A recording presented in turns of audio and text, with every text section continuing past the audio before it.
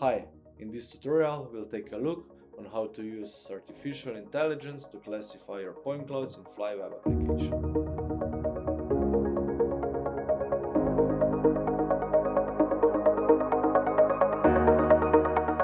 Nobody wants to label millions of points manually.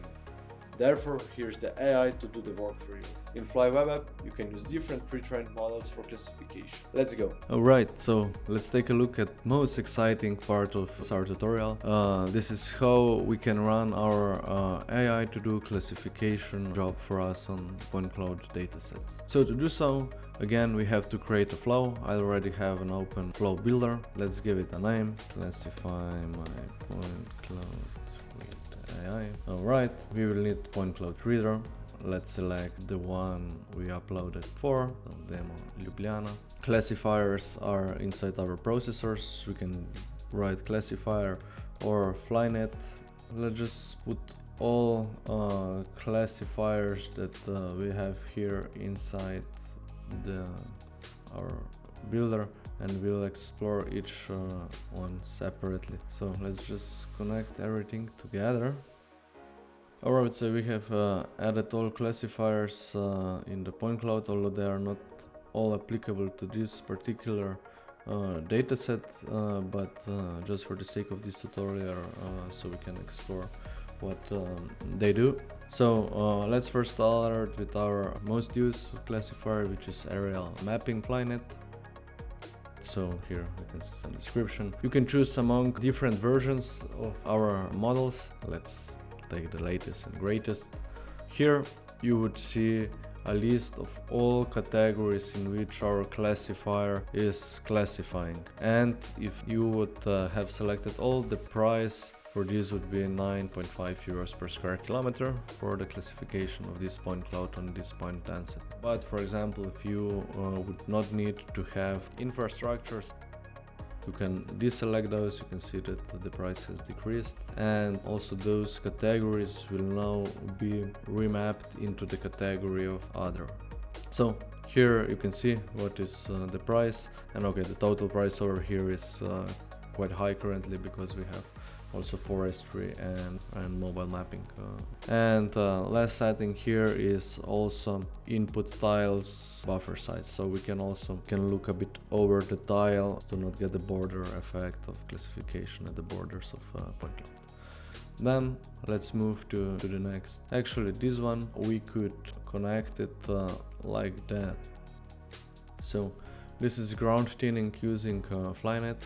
So usually we want to have in certain applications really thin ground. Maybe this is not the correct ground, but we prefer to have thin surface of a ground, as common industry practice is to have such ground.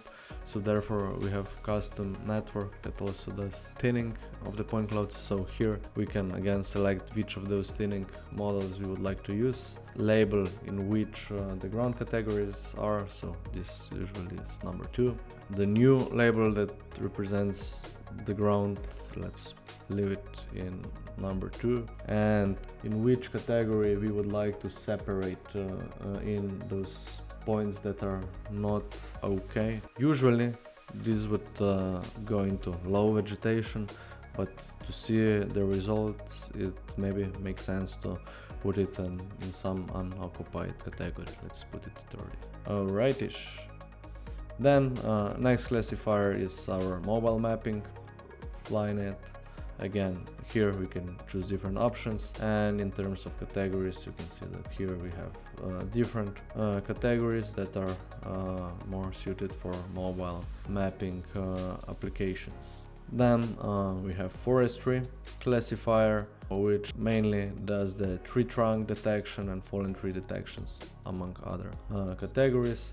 And last but not least is also our indoor stockpile classifier, which is fine-tuned for some use cases where we want to extract only indoor stockpiles. So let's delete those and run just the aerial mapping classifier with thin ground attached to it. So now we just need to add point cloud writers. Alright, let's create 2 writers, as we want to separately save the one that comes from aerial mapping classifier and the one that comes from the ground thinning procedure. So just press save and run.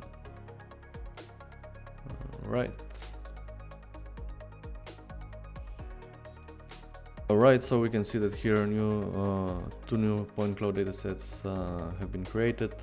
We still have to wait that processing is finished, but once it's done, we will explore the dataset. So in next tutorial, we will view our classified point cloud dataset. With this knowledge, you will be able to leverage AI for your next point cloud classification project. In the next tutorial, we'll take a look at how to do manual corrections. If you have any questions, leave them down below, like and subscribe. Cheers!